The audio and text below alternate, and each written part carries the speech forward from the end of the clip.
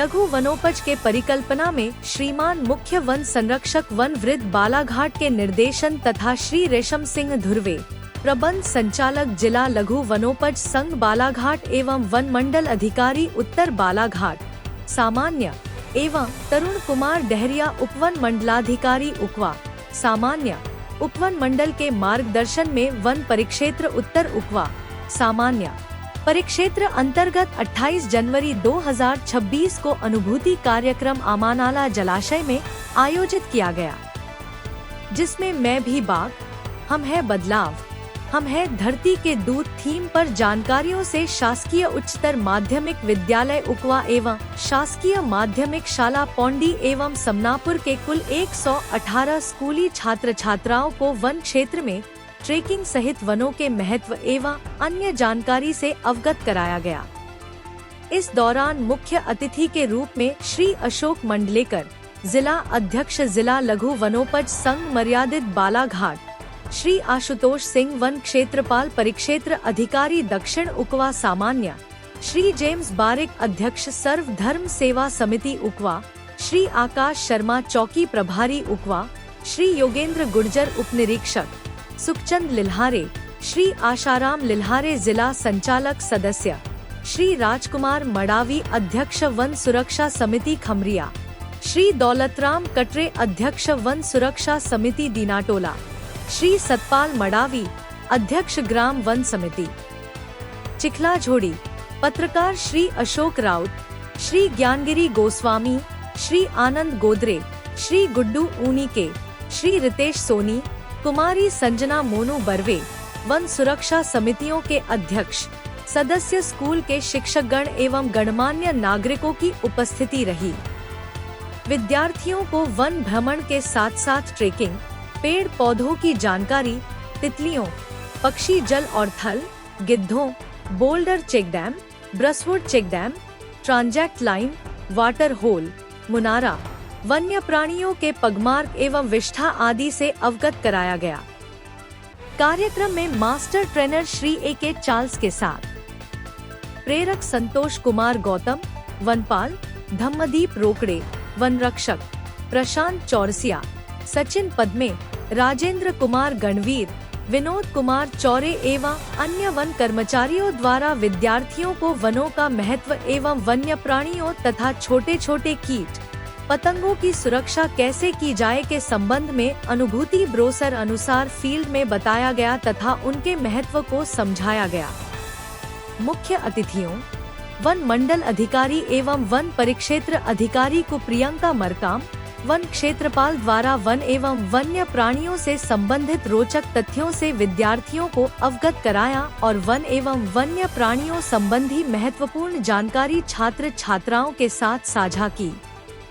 अनुभूति कार्यक्रम के अंतर्गत अनुभूति ब्रोशर एवं फील्ड विजिट में छात्र छात्राओं से जो जानकारी साझा की गई उन्हीं अवधारणाओं पर आधारित एक प्रश्नोत्तरी का आयोजन किया गया, जिसमें प्रथम, द्वितीय एवं तृतीय स्थान प्राप्त करने वाले सभी प्रतिभागियों को मंच से ही मुख्य अतिथियों द्वारा पुरस्कृत किया गया।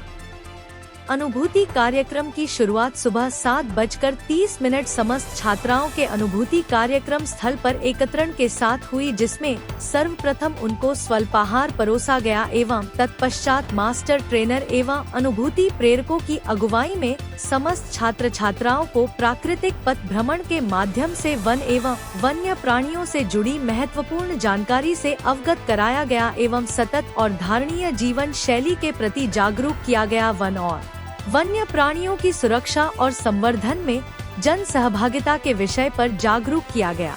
प्राकृतिक पथ भ्रमण के पश्चात समस्त अनुभूति भागीदारों को भोजन परोसा गया एवं पर्यावरण हितैषी जीवन शैली अपनाने के लिए कुछ व्यावहारिक उपायों से अवगत कराकर सभी को प्रकृति संरक्षण में मानव की भूमिका से परिचित कराया गया।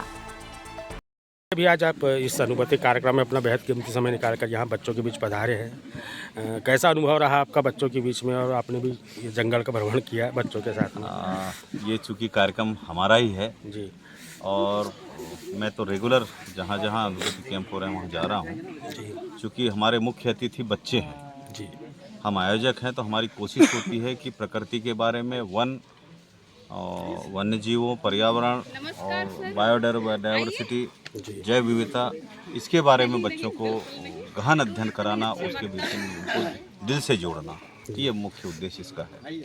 हाँ भैया, मैं कई सालों से, विगत कुछ सालों से देखता हूँ कि जैव विविधता जो है वो कम होते जा रही है, पेड़ों की भी अवट कटाई होती है, जंगली जानवर का शिकार होता है। तो क्या जन जागरूकता इस जो आप इस कार्यक्रम के माध्यम से लाना चाहते हैं, मैं उसमें कहीं ना कहीं देखता कि हम अभी पूरी तरह सफल नहीं हो पा रहे हैं। क्रॉस करना चाहूँगा इसमें मैं, वनों की जो कटाई है, जी तो कटाई हम लोग ही कर रहे हैं। जी एक अकेला बीट गार्ड भाई 1400 हेक्टेयर फॉरेस्ट की रक्षा करता है, जी वो अकेला तो नहीं कर पाता जब तक हम लोग उसको सहयोगी के रूप में काम नहीं करेंगे। और अनुभूति का मतलब वही है कि बच्चों को वनों की जागरूकता कराना, वन्य जीवों की जागरूकता कराना, पर्यावरण की जागरूकता, जैव विविधता की जागरूकता कराना। उससे क्या होगा कि आने वाला जो पीढ़ी है, वो न्यू जनरेशन वो तैयार होगी। ये कच्चा मटका है, कच्चा घड़ा है, इसको हम तैयार कर रहे हैं, तो ये निस्संदेह भविष्य में ये वनों के प्रति और वन्य जीवों के प्रति, पर्यावरण के प्रति जागरूक काम करेंगे।